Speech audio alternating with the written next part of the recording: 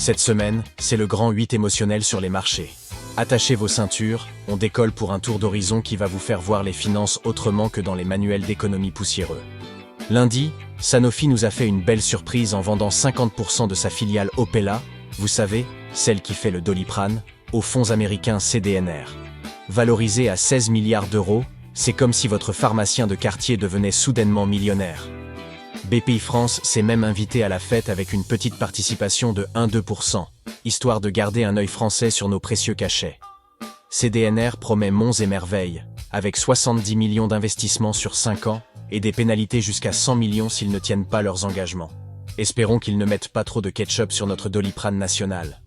Mardi, Philip Morris nous a prouvé que même si fumer tue, ça ne tue pas les profits. Avec 9,91 milliards de dollars de revenus au T3, ils ont explosé les attentes comme un paquet de cigarettes dans une machine à laver. Leur produit star, Zyn, ces petits sachets de nicotine qui cartonnent aux USA avec plus 41% de ventes. Le groupe a même investi 600 millions dans une nouvelle usine, c'est comme si les gens avaient retrouvé un nouveau moyen de se donner des sensations fortes sans enfumer leur salon.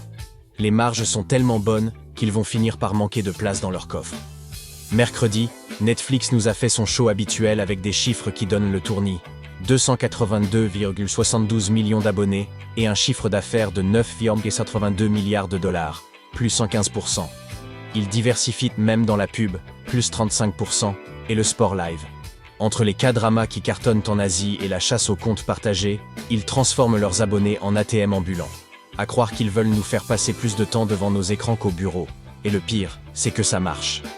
Jeudi, focus sur les obligations d'État, le placement préféré de nos grands-mères qui en ont marre des montagnes russes boursières.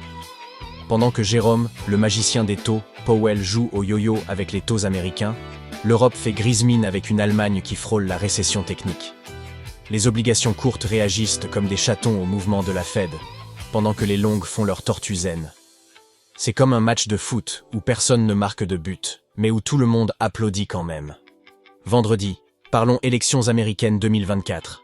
Trump versus Harris, round inédit. Le combat qui fait trembler les marchés plus qu'un café trop corsé le matin.